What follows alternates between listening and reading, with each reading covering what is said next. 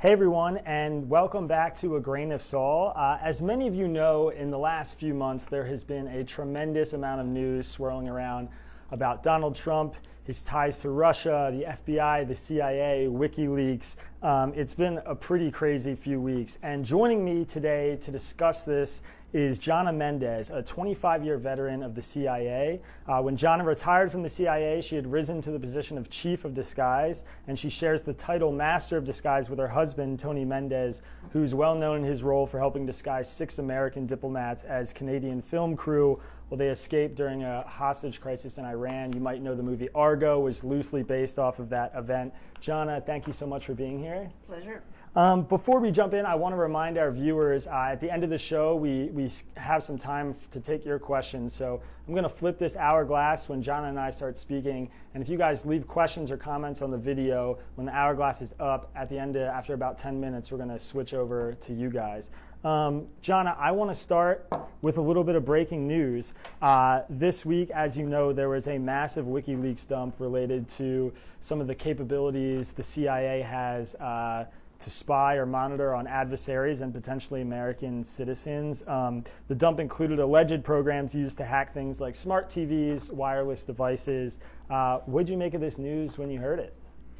Well, you know, I spent my career in the technical arm of CIA, the Office of Technical Service, where back then, if you wanted to bug someone or something, you would come to us. If you wanted to disguise, if you needed documents, if you needed a microdot, secret writing, a million things that you wouldn't walk around thinking about. But if you needed them, you would come to us and we would do that for you. Cyber has clearly moved into a big part of that space, a new way to capture the intelligence. Right. Instead of having one of my teeny tiny cameras in one of my lipsticks where I could shoot, 100 frames of documents on my desk, now they can digitally grab the documents. They can also digitally bug you, so we don't have to drill through walls anymore. We don't have to sneak into hotel rooms. I would make sure that you and anyone listening understands that this is not used against Americans, that these techniques are used to capture intelligence around the world for our policymakers, and most typically in countries that we consider not to be friendly to us. So if you have a Samsung TV at home, I think you can feel okay to turn the thing on. But I wonder if Samsung isn't going to feel a bump in their sales overseas. Right. They probably should. Everything I've read, and this didn't happen on my watch, but everything I've read says that the CIA has an enormous cyber capability, and they should. They should. It's how the world works today. The fact that it has been exposed, the fact that WikiLeaks is releasing it, and I understand today they're going to be releasing some of the code that will enable others to use these techniques. To me, it's the same as handing our enemy the gun already loaded and saying, here, point it at me, and it's unthinkable. There are a lot of Americans that feel grateful towards WikiLeaks, that think that, now we have a more transparent view of this spy agency that maybe our tax dollars fund, that we rely on. When you speak to Americans who hold that view, what do you say? I mean, do you subscribe to the view, for instance, that I've heard that WikiLeaks, that this might corroborate the idea that WikiLeaks is like an arm of Russian intelligence and working for foreign adversaries? I believe that it is. Their stated goal, at least originally, was transparency. They thought that there should not be any secrecy at all. But it's common sense that a lot of people understand. There are things that cannot be done in the open. There are negotiations between parties, between international states. There are conversations that have to be had as policy is being set up. You talk to the head of a country whose population might not even like to know that you're talking to them about making peace. There are things that have to be done behind a veil. Transparency is fine for a lot of things, but not for everything. And interestingly, WikiLeaks, the transparency only goes one way. They seem to be working against the interest of the United States and of the West. I don't see any transparency going into the KGB or the Politburo showing us the inner workings of their government or trying to undermine it. So I take Mr. Assange with not a grain of salt, but with a grain of salt. I say watch what he does, not what he says. Yeah, I mean, that is, to be fair, a strong criticism of WikiLeaks is that for all the leaking that they've done, all the programs that they've exposed, there has been little said and little transparency shown about, foreign adversaries like Russia, for instance. Another big story surrounding this whole debacle is these alleged ties between Donald Trump and Russian diplomats, perhaps the Russian government, as far up as Vladimir Putin. At the time that you and I first spoke on the phone when I asked you to come on the show, you said, I would not want to be Donald Trump right now with the people who are on his trail of breadcrumbs. What do you think is happening behind the scenes, and what do you sort of expect to happen in the next few months? Well, now it'll get a little personal because what we might be talking about is a little bit of what I hope is going to be happening. But I would say this about that. They have the intelligence community has an awesome ability, a power to focus on a particular subject and get down and dig down and drill down deep. And I have every expectation that that's what they're doing now. Not just, so we're talking about signals intelligence, for instance, not just the American piece of it, which is vast, but the British piece of it. And now they're saying, well, the Dutch, they're bringing to the table intercepts of meetings that were held in Europe that the CIA wouldn't necessarily collect on, but the British might, or the Dutch might, or the French might. Donald Trump is going to be surrounded by a volume of information that's going to make it very, very hard for him to find wiggle room. And this most recent tweet that he did saying that Obama wiretapped him, Yeah. I believe, our new president has been totally silent on that subject since he said it, because he knows, I'm pretty sure, that he should not have said that. Right. That is generating more investigations, and it's all going to lead to the same place. And maybe they'll find him innocent. There's a lot of attention around it right now, and it certainly does not seem to be cooling off anytime soon. When people are discussing these intelligence agencies, one of the things that I've noticed is that it seems a lot of people conflate, the CIA, the FBI, the NSA, and that the general American public might not have an understanding of how these agencies are supposed to work together and how they're separated. Could you maybe tell our viewers about, the difference between the CIA, the FBI, the NSA, and how those groups, though they might on the surface seem to serve the same function, protect us through intelligence, they actually play pretty different roles in the United States government? Well, the CIA and the FBI are interesting and kind of simple to break apart. We used to say, as a joke, they are the cops and we are the robbers. Their job is to apprehend criminals, criminal activity, and make a case that they can prosecute. And the CIA would often bump into them because they want to prosecute. We never want to prosecute. We are always trying to obtain information by hook or by crook on foreign intelligence, on foreign countries. We're mostly interested in their plans and intentions. What are they going to do? North Korea, for instance, right now. Wow, wouldn't you love to have somebody sitting in on the meetings, if there are meetings about these missile launches? What is their plan? What are they going to do? That has to be at the top of the heap right now. We want to collect that intelligence and bring it back to our policymakers. And we don't tell them what to do with it. We say, here are the facts. You need to know these facts in order to make a decision. We don't want to prosecute. We don't want to arrest them. As a matter of fact, we don't want them to even know we've been there because we want to go back again and again and again. The FBI wants to build their case. They want to put the person behind bars. NSA collects electronic surveillance, signals intelligence, SIGINT. They collect it against foreign targets. It gets a little tricky when a foreign target, like the Russian ambassador, is talking to an American citizen, because you will collect both sides of that conversation. But there are laws and there are rules that the American side of it should be set aside. You're only looking at the foreign part of it. When you were doing your work, you spent a good amount of time in Russia. You actually wrote a book called Spy Dust with your husband, I believe. I'm curious, over time, since you've written that book and since you've done your work in that part of the world, how you think things have changed and how maybe they've stayed the same.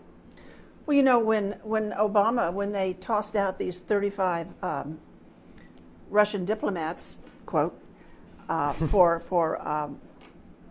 various reasons, and there was all this outrage, and then Putin did not respond. That has happened before with almost exactly the same number of Russian diplomats. There was a tit for tat. They tossed out one of ours, we tossed out one of theirs. This is about 20 years ago. And then 10 of ours, and then 15 of theirs. And at that time, what the Russians did, their coup de grace, was we had all thrown out like 50 diplomats on each side. And then the Russians removed all of their support staffs from our embassies and consulates in Russia in the middle of the winter. That winter, in the embassy lobby in downtown Moscow, they measured a temperature of minus 32 degrees. Wow. Because the heat broke and there was no Russian person to come in and fix it. I mean, we've done this stuff before. We've been there before with them. And we always knew what to expect. If you throw out some of them, they're going to throw out some of us. It's one of the things that made this particular incident so interesting. We threw out a bunch of theirs, and they just sat there and said, we're going to wait. Yeah, for a lot of people, day. That was a bit of a red flag, about kind of maybe these communications that were going on. Yeah. All right, our time's up, so I want to jump into some user questions, some viewer questions. We have Maybelle Diaz who asked, who's telling the truth for real? I guess that's a tricky question, but what do you make of it? That is really, I think, now it gets political. That is really the question, is what is the truth? Which truth do you want to choose? And that's what people have the option of today. We used to talk about the ground truth, and there was a ground truth. I'm not sure anymore that people believe that. People that watch Fox News, I have a friend who only watches Fox News, and that is her truth. And if it's not there, she doesn't believe it. I have people who do the same thing with CNN. And I believe, in a way, that the current administration is pushing that forward to make everyone uneasy, to create a dissonance when no one knows what to believe. So no matter what you say, you cannot convince. We all see this. You can't convince someone who supports Trump of an issue that you want to bring up against him, and it works the other way. People that support Trump and try and make their case are listening to dead ears when they talk to, say, Democrats, for instance. Yeah. It's a huge problem, and it's not going to get better. I don't know how you fix that. I don't know how you can fix that confusion.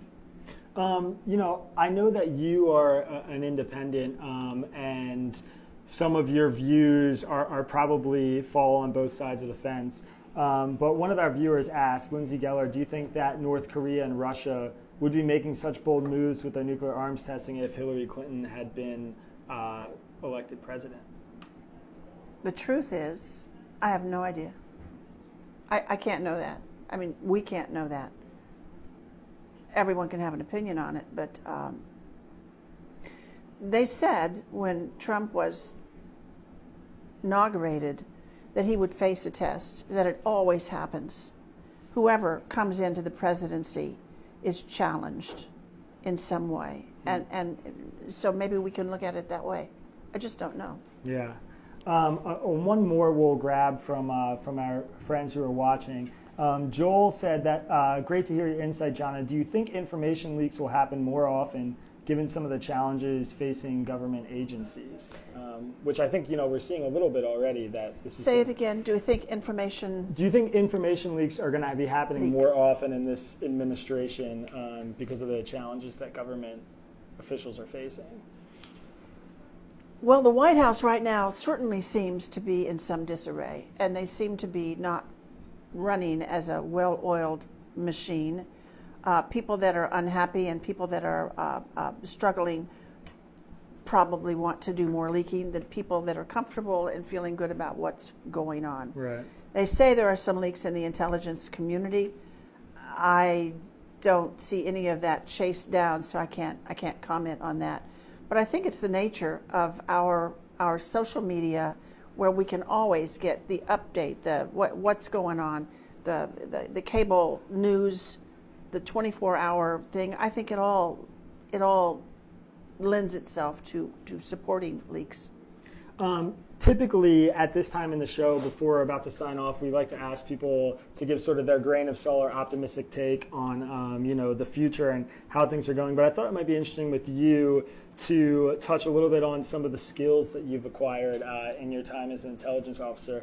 One of the things that I've seen you do is speak about, kind of the difference between an American or maybe someone who's un-American when you're doing work abroad, and how you spot them or pick them out of a crowd, and maybe you could talk a little bit about that. Well, we had a great interest in being able to blend in to wherever we were and not be the American in the room or on the street or in the lobby. And so we were always very interested in picking up on the small cues that would always allow the French to see Americans or the Russians to see Americans.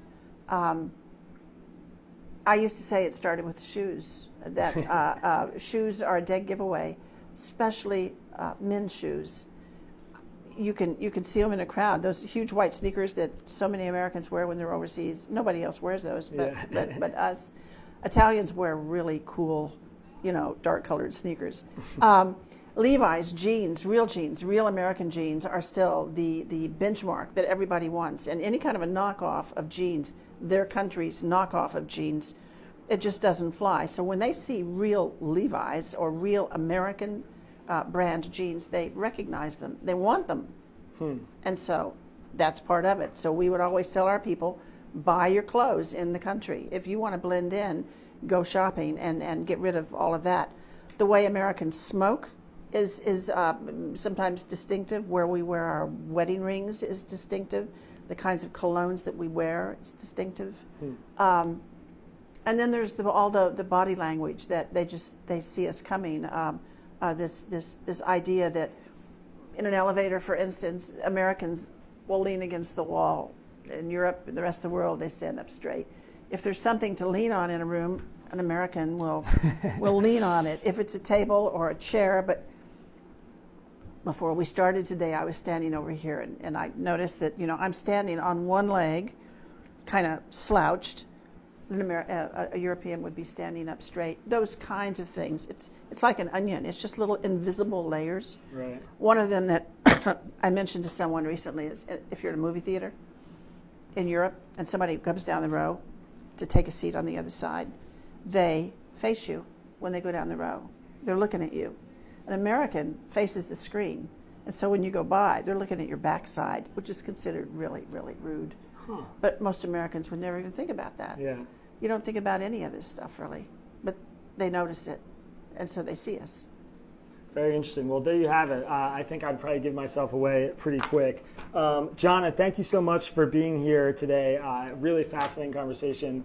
Love to hear from someone who actually is an expert on all this stuff that's going on. Thank you for having me. Yeah, and I also want to thank Logan Tittle, Abby Rogers, Melissa Pelicano, and Emily Becker, who helped produce today's show. Please go like A+ on Facebook. You can follow me on Twitter at Ike_Saul. We're here every Friday, and my column is on A+ on Tuesday morning. This has been A Grain of Salt. Thank you guys so much for tuning in. Appreciate it.